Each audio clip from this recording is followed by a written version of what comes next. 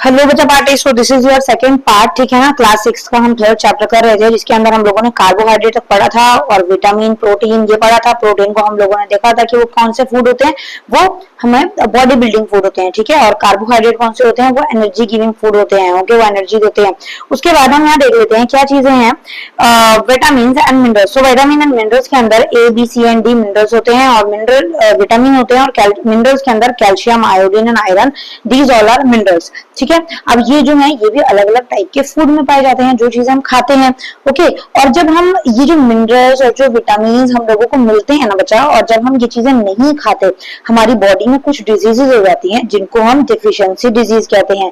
Deficiency का मतलब होता है कम होना कोई चीज। तो जब कोई चीज की कमी हो जाती है विटामिन या मिनरल की, तो उससे जो डिजीज होती है दैट इज डेफिशिएंसी डिजीज।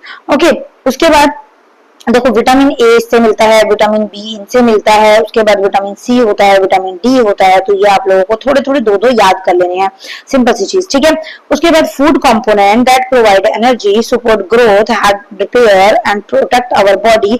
तो वो सारी चीजें जो है, जो हमें ग्रो करते हैं, लंबा होने में हेल्प करते हैं, मोटा पतला और डिजीज से बचाते हैं, और बॉडी के जो फंक्शन है उनको प्रॉपरली हैंडल करते हैं, वो सारे के सारे क्या होते हैं, वो कंपोनेंट्स वो होते हैं न्यूट्रिएंट्स। ठीक है, जो अभी हमने पढ़े सारे, कार्बोहाइड्रेट, प्रोटीन, विटामिन, मिनरल्स, ये सारे न्यूट्रिएंट्स हैं। ठीक है, the major nutrients are carbohydrate जो भी हमने पढ़ा, एनर्जी गिविंग फूड, प्रोटीन्स है ना जो भी हमने पढ़ा, बॉडी बिल्डिंग फूड, और फैट्स, विटामिन एंड मिनरल्स। ठीक है, तो ये सारी चीजें हमने पढ़ ली, प्रोडक्टिव फूड और बॉडी बिल्डिंग। ठीक है, उसके बाद vitamin and minerals are also called productive food. देखो विटामिन और मिनरल्स क्या कहलाते हैं, प्रोडक्टिव फूड कहलाते हैं।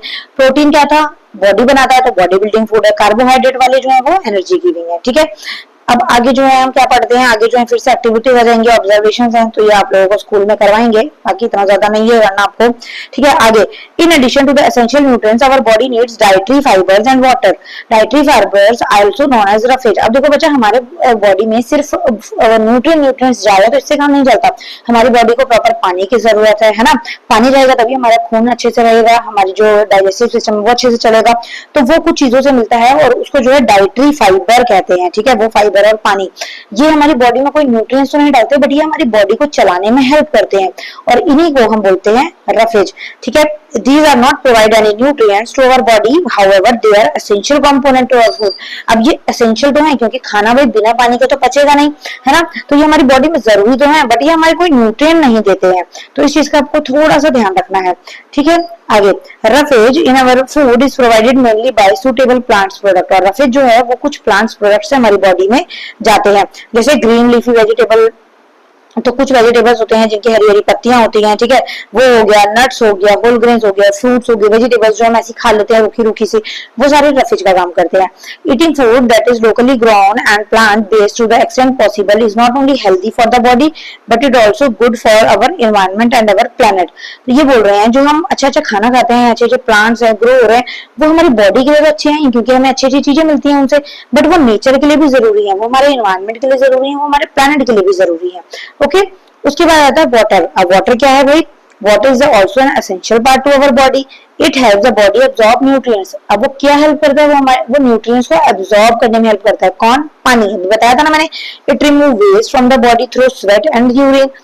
अब यूरिन और किसके, पसीने, इन दोनों से हेल्प से हम क्या करते हैं, पानी जो हम पीते हैं। अब आपने देखा होगा जितनी बार पानी पीते हैं उतनी बार हम वॉशरूम जाते हैं टॉयलेट के लिए, तो वो क्या होता है, जो हम न्यूट्रिएंट्स रहते हैं और जो वेस्ट होता है ना हमारी बॉडी के अंदर, बेकार चीज होती है, वो यूरिन के उससे, टॉयलेट के बहाने और स्वेट मतलब पसीने के बहाने वो बॉडी से बाहर चल जाता है। तो वो पानी का ही काम करता है। आपने नोटिस किया होगा जितना हम ज्यादा पानी पीते हैं उतना जल्दी हम वॉशरूम जाते हैं, है ना। तो वो क्या होता है, वेस्ट आइटम हमारी बॉडी से बाहर निकल रही होती है।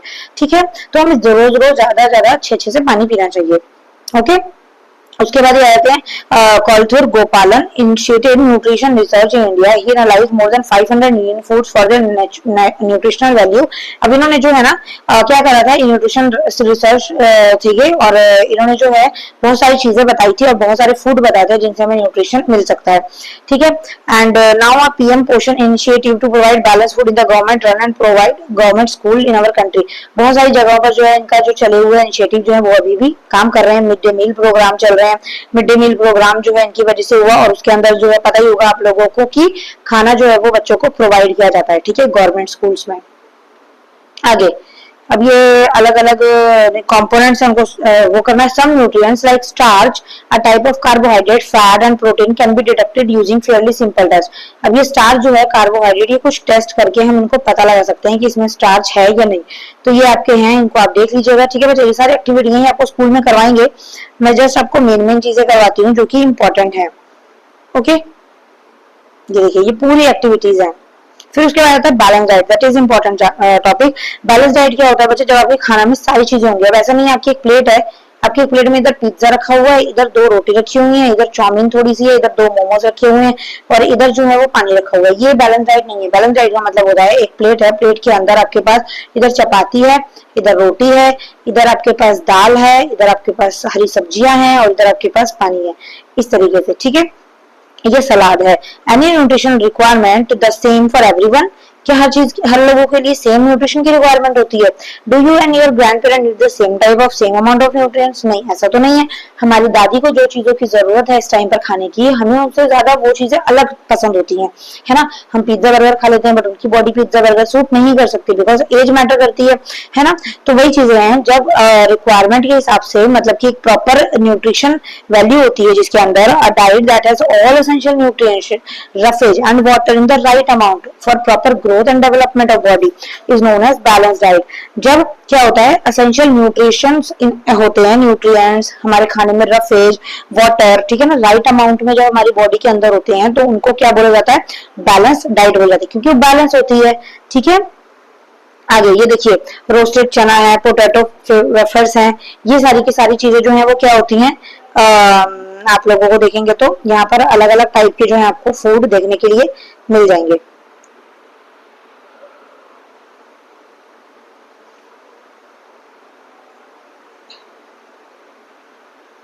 फिर उसके बाद यहाँ पर आ जाते हैं मिलेट्स, न्यूट्रिशन रिच सीरियल्स. यहाँ पर आ जाते हैं आपके फसलें. ठीक है ना, और क्या क्या चीजें हमें मिलती हैं खेतों से, हम क्या क्या चीजें देखते हैं. ये देखिए, easily cultivated in different climate conditions, these highly nutrition grains are also called millets. Have you ever had food items made from these millets? अब ये बोल रहे हैं कि भाई इन चीजों से जो है, और बर्नयार्ड मिलेट, ये ना आपके खाने के अंदर यूज होती हैं चीजें. ठीक है, बाजरा हो गया, रागी हो गया, ज्वार हो गया और सांबा हो गया, ये सारी चीजें हैं. और ये आप लोगों अगर देखेंगे तो आप लोगों को बाजार में दिख जाएंगे. अगर नहीं सुना तो आप नेट पे भी सर्च कर सकते हैं. ये बहुत ज्यादा हमारे खाने में हेल्प करती हैं, हमें बॉडी को विटामिन देने में, मिनरल्स देने में.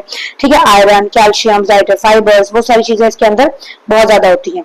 ओके, आगे food miles from farm to our plate. और यहाँ पर देखो कहाँ से जो है खाना निकल के, अब देखो खेत के अंदर यहाँ पर उगाया जाता है.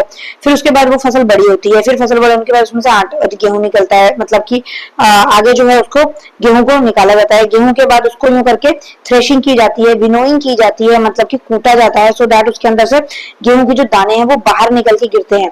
जब वो बाहर निकल के गिरते हैं धान, फिर उसके बाद उसके अंदर से उसको विनोइंग होती है, चुना जाता है. ठीक है, और फिर उसके बाद आगे जाके क्या करा जाता है, स्टोरेज की जाती है उनकी गेहूं की. फिर वो गेहूं जो है वो मिल में जाता है पिसने के लिए, और मशीन में पिसता है, और पिसने के बाद वो आटा बन जाता है, और आटा जो है वो शॉप में जाता है. फिर वहां से हम उसको खरीदते हैं और आगे जाके वो क्या बन जाता है, रोटी बन जाती है. तो इस तरीके से ये एक चपाती की स्टोरी है कि किस तरीके से चपाती आती है.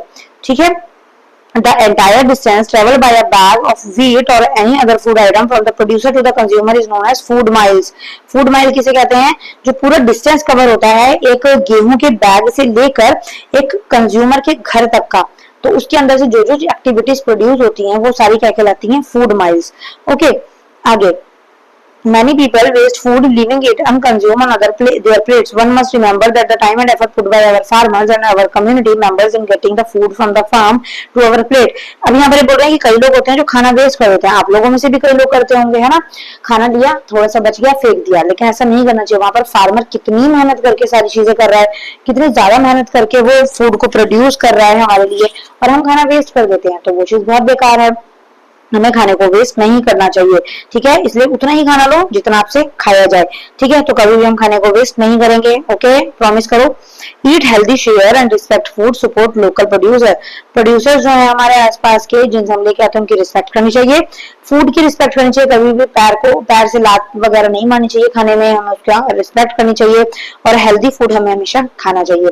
तो ये आप लोगों का चैप्टर था. ठीक है, यहाँ आप लोगों से खत्म हो गई ये चीजें, और यहाँ पर आप लोगों ने देख लेना है काफी डिजीज वगैरह भी है, ये आपको फर्स्ट चैप्टर के अंदर दिख भी जाएगा, ठीक है, किससे क्या चीज होती है, विटामिन वगैरह।